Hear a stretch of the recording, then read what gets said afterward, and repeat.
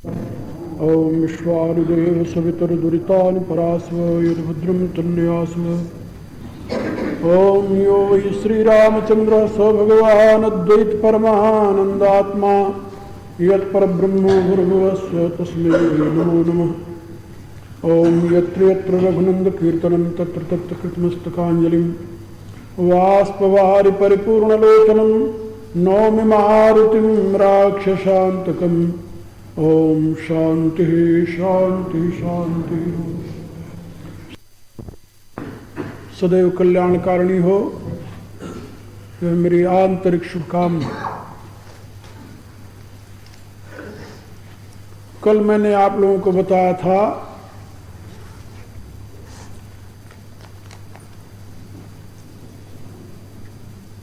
कि संसार रूपी शत्रु पर विजय प्राप्त करने के लिए भगवान ने जिन अस्त्र शस्त्रों का उपदेश किया है वो बाह्य नहीं आंतरिक हैं।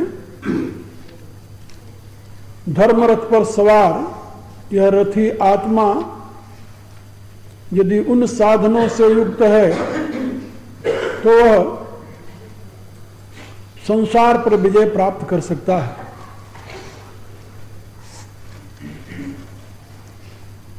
उन साधनों में वैराग्य और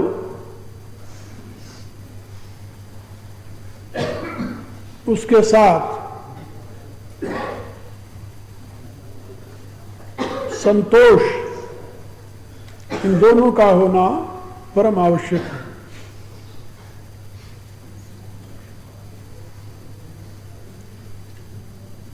संसार के यथार्थ स्वरूप का बोध होने पर वैराग्य होता है और प्रारब्ध ही शरीर के दुख सुख में हेतु है, ऐसा बोध होने पर संतोष हो जाता है।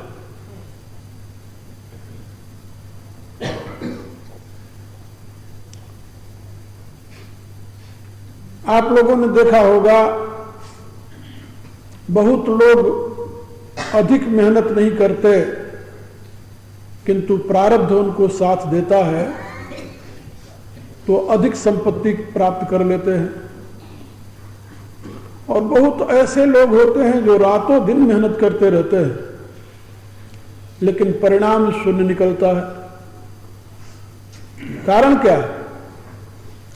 तो शास्त्रकारों ने बताया कि जो पुरुषार्थ प्रारब्ध से समर्थित होता है उसका परिणाम प्राप्त होता है, लेकिन जिस पुरुषार्थ के साथ प्रारब्ध सहयोग नहीं करता वो पुरुषार्थ सफल नहीं होता।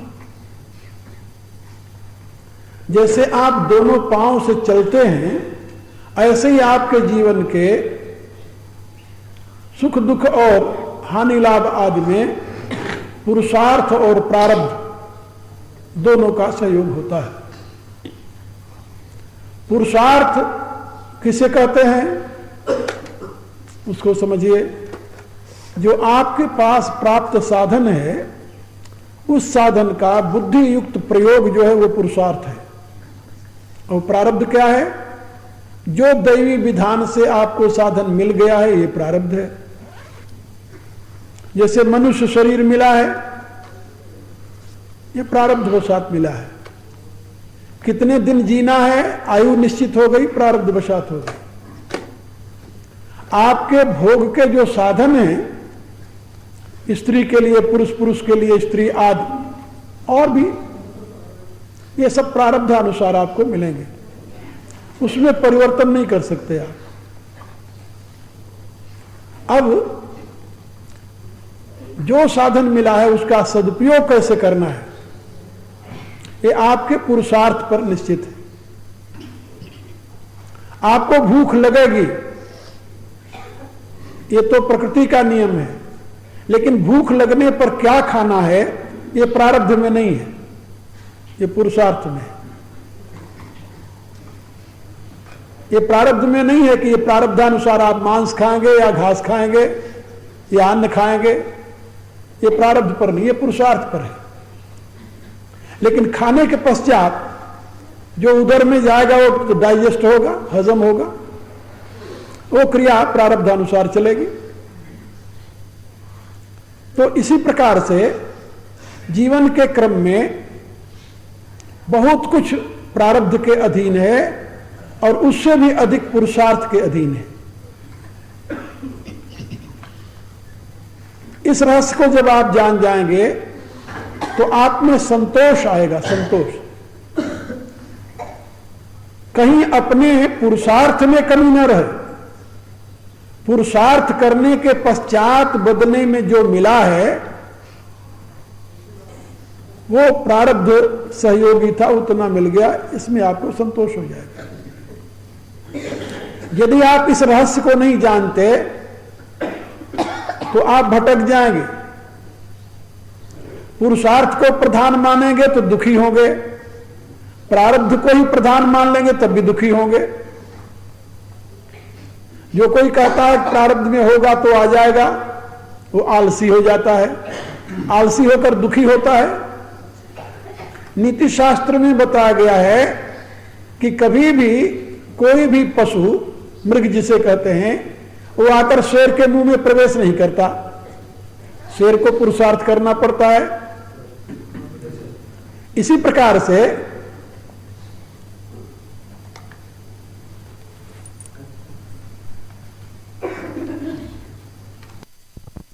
के द्वारा ही मनुष्य अपने प्रारब्ध को पूरा करता है। आपके प्रारब्ध में जो कुछ है वो भी आप पुरुषार्थ के द्वारा ही प्राप्त कर सकते हैं। बिना पुरुषार्थ के प्रारब्ध भी पूरा नहीं होता और बिना प्रारब्ध के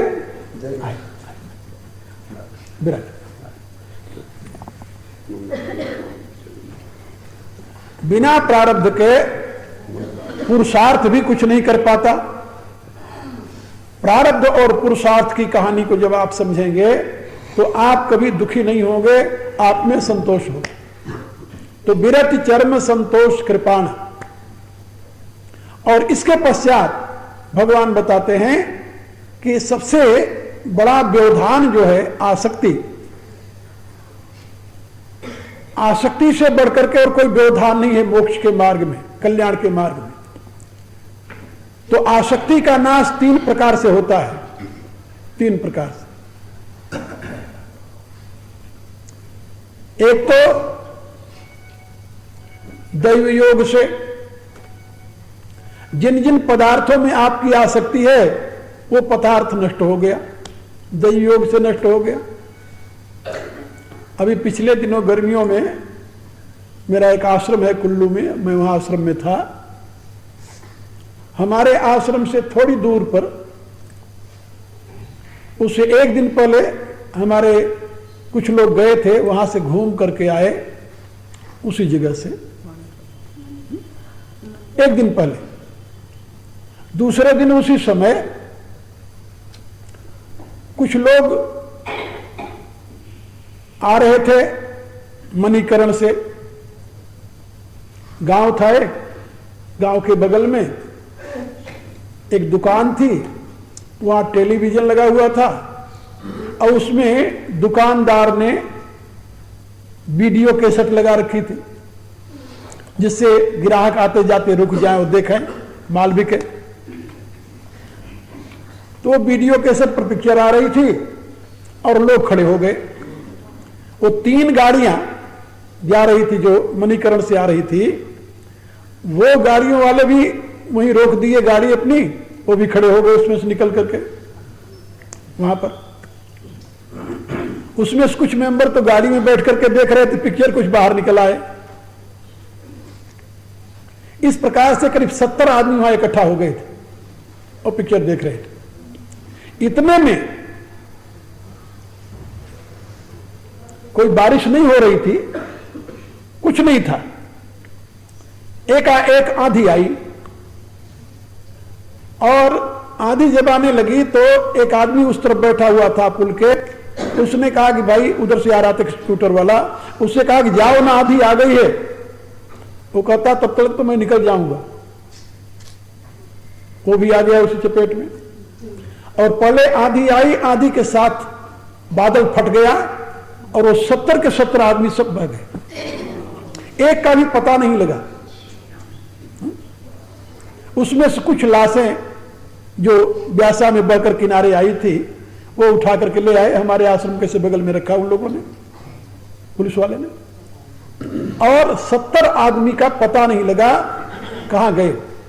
जो गाड़ियां 3 खड़ी थी उनका पता नहीं लगा, कहां की गाड़ियां थी अभी पता नहीं, कौन उसमें लोग थे अभी पता नहीं। एक मैटाडोर थी जिसमें 16 आदमी थे, एक जिप्सी थी जिसमें 5-7 आदमी रहे होंगे, और एक मारुति कार थी। इनका पता नहीं लगा। क्या कहोगे इसे? अब इसको क्या कहा जाए? इसको प्रारब्ध कहते हैं।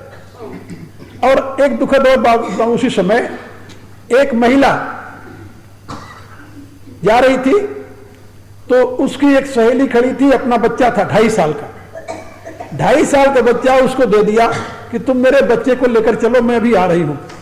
वो भी आकर वहीं खड़ी हो गई। छोटे बच्चे को 2.5 साल का तो दे दिया, 7 मेंबर थे वो, बाकी सब वहीं खड़े हो गए पिक्चर देखने लगे। सातों के सातों समाप्त हो गए। वो 2.5 साल का बच्चा बच गया जो आगे लेकर उसको लेकर चली गई थी। वो स्त्री बच गई, वो उसकी गांव की थी कोई, 2.5 साल का बच्चा बच गया। अब उसको संभालने वाला कोई नहीं। यह दुर्घटना अभी पिछले आप लोगों ने पढ़ा होगा, कुल्लू में बादल फटा उसमें। इसको क्या कहा जाए? ये दैवी प्रकोप है। इसको आधिदैविक दुख कहते हैं। 3 प्रकार के दुख होते हैं ना, आध्यात्मिक, आधिभौतिक और आधिदैविक। ये आधिदैविक प्रकोप हुआ, साफ हो गया। तो कुछ तो आपके न चाहते हुए आधिदैविक विधान से चले जाते हैं, कुछ आपके न चाहते हुए आधिभौतिक विधान से चले जाते हैं। मृत्यु का समय आ गया, 1 मिनट में आदमी चला गया, किसी ने कुछ नहीं किया। ये देखिए, जिस व्यक्ति ने इस कार्यक्रम का आयोजन किया था उसकी ये थी कि बस गुरुजी आ रहे हैं, परसों से प्रोग्राम शुरू होगा। 24 घंटे उसके दिमाग में प्रोग्राम चलता था कि आज ये करना, ये करना, वहां प्रचार करना, इसे करना। और स्नान करने के लिए अंदर गया और बाहर निकला ही नहीं। क्या कहेंगे इसे? प्रारब्ध पूरा हो गया, बात खत्म हो गई। तो कुछ तो आपको छोड़कर चले जाते हैं, कुछ को दैवी विधान छुड़ा देता है, और तीसरा एक और है, वो है जो आप अपनी राजी से छोड़ देते हैं।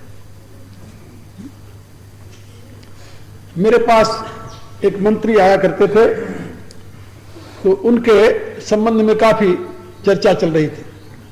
मेरे से आए, बैठे, बात करने लगे, गुरु जी हमें क्या करना चाहिए? हम कहा इस समय तुम्हें त्याग पत्र दे देना चाहिए। त्याग पत्र दे दो। हम कहा नहीं दोगे तो निकाले जाओगे, फायदा क्या है? त्याग पत्र दोगे तुम्हारी इज्जत बनी रहेगी, और लोग कहेंगे कि उनके ऊपर जरा सा लांछन लगा, उन्होंने त्याग पत्र दे दिया। और यदि नहीं त्याग पत्र देते तो तुम्हें निकालेंगे तो तुम्हारी बुराई होगी। ये होगा कि निकाल दिए गए, जरूर भ्रष्ट रहे होंगे। और महा ईमानदार आदमी था, महा ईमानदार, जिसको हम अच्छी प्रकार से जानते थे कई वर्षों से। इतना ईमानदार आदमी था। कैबिनेट मंत्री था, ऊंचे पद पर था, हिमाचल प्रदेश का। महीने में एक बार मेरे पास आता हो, और केवल ईमानदारी के नाते लोग उसके विरोध में पड़ गए थे कि ईमानदार इतना क्यों है। और जाकर उसने त्याग पत्र दे दिया। त्याग पत्र दे दिया तो उसकी इज्जत रह गई। नहीं त्याग पत्र देता तो निकाले जाता तो और बदनामी होती। तो मैं आपको यह बता रहा था कि तीसरा जो रास्ता है त्याग का, वो त्याग का रास्ता है। आप अपने आप त्याग दोगे तो अच्छा रहेगा। यदि आप स्वयं नहीं त्यागते तो दूसरा लोग आपसे त्याग करवा लेंगे। यदि दैव योग से त्याग कराया गया तब भी आपके हाथ कुछ नहीं आएगा। प्रारब्ध ने आपको त्याग करा दिया तब भी आपके हाथ कुछ नहीं आएगा। आप प्रसन्नता से त्याग करते हैं तो फिर आपकी इज्जत भी रह जाती है, मर्यादा भी रह जाता है, आपको सम्मान भी मिलता है, आपके हाथ कुछ आता है। त्याग से बड़ा और कोई धर्म नहीं है। शास्त्रकारों ने बात समझाई है कि त्याग से श्रेष्ठ कोई धर्म नहीं है। एक बार एक सज्जन मेरे से पूछने लगे कि आपकी रामायण में राम को परमात्मा मानते हैं, बिल्कुल ठीक, और राम के छोटे भाई भरत हैं, उनको भी आप लोग महात्मा मानते हैं, लेकिन भरत का चरित्र तो वैदिक धर्म के बिल्कुल विपरीत हुआ है। वैदिक धर्म की दुहाई देने वाले सज्जन थे वो। हमारे यहां एक संप्रदाय है जो वेद की दुहाई देता है हमेशा, हर एक काम में। वेद में लिखा है वो सत्य है, वेद के विपरीत है वो सत्य नहीं है। तो आप भरत को महात्मा कैसे कहते हो? क्यों भाई? कहा कि महात्मा वो है जो माता पिता की आज्ञा का पालन करता है। तो राम को महात्मा में मान लिया, माता पिता की आज्ञा पालन करके जंगल में चले गए। लेकिन भरत महात्मा कैसे? भरत ने तो अपनी मां को गालियां दी है रामायण में। उनको आप धर्मात्मा कैसे कह सकते हो? मैंने कहा उनसे, उनका देवता सनातन धर्म का मुख्य आधार त्याग है। त्याग, जो त्याग करता है वही महात्मा है हमारी दृष्टि से, वही धर्मात्मा है। राम ने माता पिता की आज्ञा का पालन करके क्या किया? राज का त्याग किया। और भरत ने माता पिता की आज्ञा पालन न करके क्या किया? राज का त्याग किया। महिमा त्याग की है, माता पिता की आज्ञा के पालन का नहीं है। माता पिता यदि गलत रास्ते पर लगावे और लड़का उसको मान ले, प्रहलाद का बाप कहता है कि तू राम का नाम न ले, वो मान ले क्या? माता पिता बच्चे को बुलाते हैं, तुलसीदास जी लिखते हैं, मातु पिता बालक न बुलावई, उदर भरई सोई धर्म सिखावई। बच्चा कहीं नौकरी पाता है तो माँ बाप पूछते हैं कि ऊपर से भी कोई आमदनी है?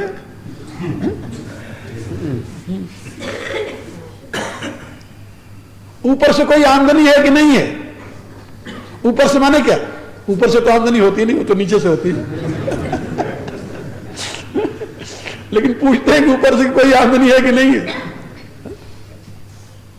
यह वृत्ति है। मेरे कहने का अभिप्राय कि धर्म त्याग में प्रतिष्ठित है। किसकी आज्ञा माननी चाहिए, किसकी आज्ञा नहीं माननी चाहिए, इसमें धर्म प्रतिष्ठित नहीं है, बिल्कुल नहीं। आज्ञा किसी की ब्रह्म आज्ञा नहीं हो सकती, चाहे माता हो, पिता हो, गुरु हो, कोई भी हो। इतिहास में घटना मिलती है कि महाराजा बलि ने अपने गुरु का त्याग कर दिया। गुरु का, बलि गुरु तजो। गुरु का त्याग क्यों किया जानते हो? जब बलि के यहां भगवान वामन रूप धारण करके 3 पग पृथ्वी मांगने के लिए गए तो गुरु तो तत्वज्ञ थे। उन्होंने कहा कि ये तो विष्णु है, इसको मैं पहचानता हूं अच्छी प्रकार से। ये 3 पग पृथ्वी नहीं मांग रहा, ये तुम्हारा त्रिलोकी का राज्य मांगने आया है कि वो शक्ति के द्वारा तुमसे जीत नहीं सकता है, इसलिए तुम्हें ठग रहा है। बलि ने कहा गुरुदेव भला आप बताओ, इससे बड़ा मेरा और सौभाग्य क्या हो सकता है? जो स्वयं त्रिलोकीनाथ है वो मेरे दरवाजे पर भिखारी बनकर के आया है, इससे बड़ा और सुपात्र कौन मिलेगा सारा देने के लिए? तो बलि ने गुरु की आज्ञा नहीं मानी और 3 पग पृथ्वी में अपना सर्वस्व दे दिया, त्याग किया। इसका अभिप्राय नहीं गुरु की आज्ञा ना मान करके चाहे जो कुछ करो तुम, माता पिता की आज्ञा ना मान करके चाहे जो कुछ करो। माता पिता गुरु की आज्ञा माननी है। कब? जब वो त्यागप्रद हो तो। यदि रागप्रद हो तो का फिर माननीय नहीं है। जो व्यक्ति माता पिता गुरु की आज्ञा मान करके राग में फंसता है वो तो पतित होता है। इसलिए आज्ञा वेद की भी माननीय नहीं है। हमारे यहां पे भी बताया गया वेद की आज्ञा भी माननीय नहीं है यदि वो राग में लगाती हो तो त्याग ही धर्म है, धर्म का आधार है। और त्याग के लिए स्वेच्छापूर्ण त्याग का नाम दान है, दान। इसलिए तुलसीदास जी ने लिखा दान परशु बुद्धि शक्ति प्रचंडा। परमार्थ पथ के पथिक के लिए, परम लक्ष्य को प्राप्त करने की अभिप्सा रखने वाले के लिए दान जो है ये परशु के समान है। जैसे परशु जो है एक अस्त्र होता है परशु नाम का, जिससे वीर अपने हाथ से काटता चला जाता है शत्रु को। जैसे परशुराम कहते हैं मैं यही परशु काटी बलि दीने समर यज्ञ जप कोटिन कीने। मैंने अपने हाथों से इस परसे से अनेकों ऐसे क्षत्रियों को काट करके इस युद्ध रूपी यज्ञ किया है। तो जो हाथ से प्रहार करता है वो अस्त्र है, और वो अस्त्र है परशु, जिसको भगवान बताते हैं कि दान ही परशु है। अपने हाथ से जो दे देते हो वही तुम्हारा सार्थक होता है। जिसको तुम पकड़े रहते हो तो धन की 3 गतियां होंगी, 3 गति, दान भोग और नाश। यदि तुम उसका उपभोग नहीं करते और दान नहीं करते तो तृतीया गति होगी, उसकी नाश होगा। बहुत लोग ऐसे हैं धन कमाकर इकट्ठा किए रहते हैं और आखिर में वो नहीं करते तो उनके बच्चे जो आते हैं आगे वाले, जिनको मुफ्त में मिलता है, वो सब साफ कर जाते हैं कि उन्होंने परिश्रम करके तो कमाया नहीं होता। जो मेहनत करके कमाता है उसके उस पीड़ा को जानता है। वो 1 पैसा खर्च करते समय 10 बार सोचता है, लेकिन जिसको मुफ्त में मिल गया वो उस पीड़ा को क्या जाने, वो सब साफ कर देता है। इसलिए अपने आप यदि तुम अपने हाथ से कुछ दे देते हो वो दान होता है, वो सत्कर्म में जाता, नहीं तो नाश तो हो नहीं है। वसुधा काहू की न भई, सूरदास जी लिखते हैं कि ये संपत्ति किसी की नहीं है। आज तुम्हारे पास है, कल दूसरे के पास होगी, और कल दूसरे के पास थी, आज तुम्हारे पास आई है।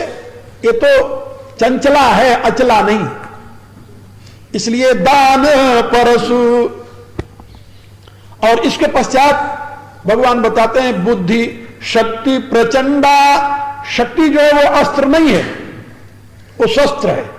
शस्त्र माने वो फेंक करके मारी जाती है, वो दूर के शत्रु का वध करती है।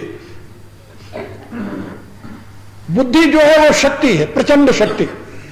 यहां शक्ति के लिए प्रचंड शब्द का प्रयोग किया है, क्योंकि हमारे यहां धर्मशास्त्र में बताया गया है कि बुद्धि से श्रेष्ठ और कोई परमार्थ पथ के पथिक के लिए अस्त्र नहीं है। बुद्धि ही मूल आधार है। इसीलिए उपनिषद में तो बुद्धि को ही सारथी बताया गया, बुद्धिम तु सारथिम विद्धि। बुद्धि ही सारथी है। यहां रामायण में सारथी का स्थान भगवान की भक्ति है, भक्ति ने लिया है। इस भजन सारथी सुजाना। और बुद्धि को प्रचंड शक्ति कहा है, ये प्रचंड शक्ति है। क्योंकि जो प्रज्ञावान है वही परमार्थ का पथिक हो सकता है। गीता के दूसरे अध्याय में भगवान ने प्रज्ञावान की महिमा गाई है। ऐशा ते विहिता सांख्ये, भगवान ने गीता के दूसरे अध्याय में बुद्धि के 2 भेद बताए। यद्यपि गीता में 4 प्रकार की बुद्धि का वर्णन है, 4 प्रकार की बुद्धि। मनुष्यों में बुद्धि के 4 भेद होते हैं। सुन लो, काम देगा आप लोगों को। एक बुद्धि का नाम है काम्य बुद्धि, काम्य बुद्धि, कामनाओं से युक्त बुद्धि। दूसरी बुद्धि को कहते हैं आसुरी बुद्धि, आसुरी बुद्धि, हिंसा प्रधान बुद्धि, भोग प्रधान बुद्धि। तीसरी बुद्धि है योग बुद्धि और चौथी बुद्धि है सांख्य बुद्धि। परमार्थ पथ के पथिक के लिए दो प्रकार की बुद्धियां उपयोगी हैं, सांख्य बुद्धि और योग बुद्धि। इन दोनों प्रकार की बुद्धियों से युक्त जो है वो मुमुक्षु होता है, मुमुक्षु। और वो दो प्रकार की जो बुद्धियां हैं उनसे जो युक्त है वो बुभुक्षु होता है, बुभुक्षु यानी भोग की कामना वाला। तो भोग की कामना वाले के दो रास्ते हैं, हे और प्रे।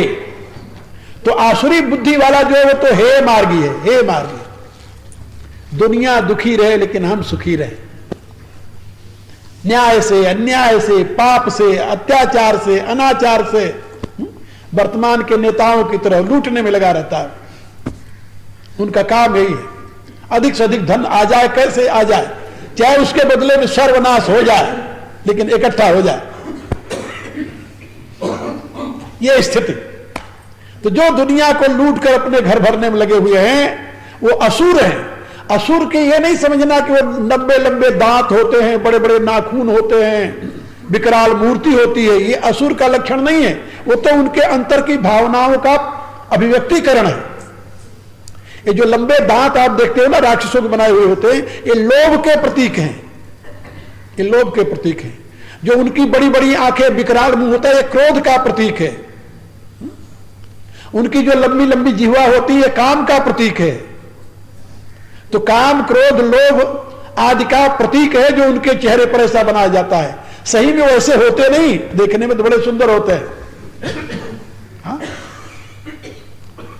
आप वाल्मीकि रामायण पढ़िए, उसमें रावण के स्वरूप का वर्णन है, कितना सुंदर उसका स्वरूप है वाल्मीकि रामायण में।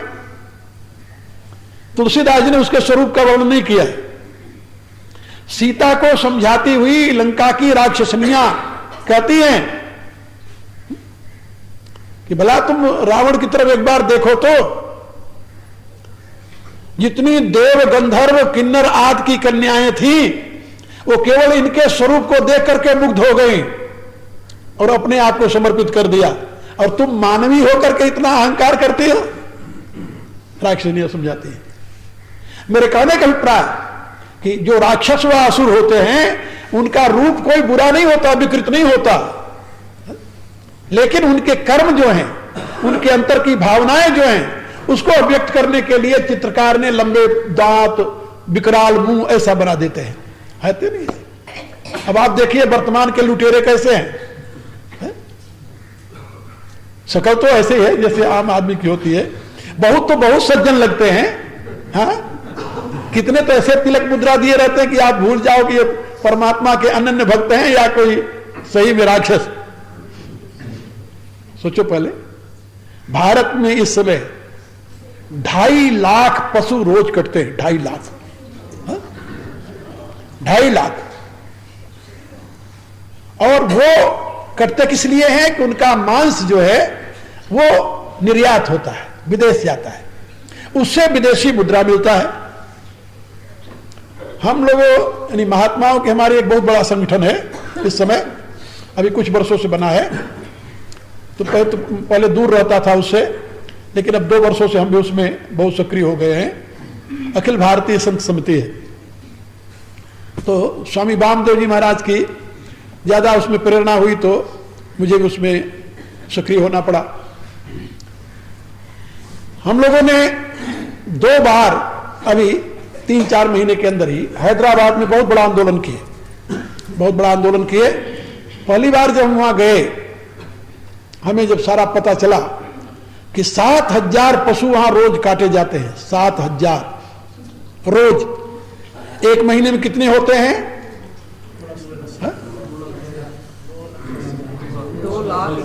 2 लाख।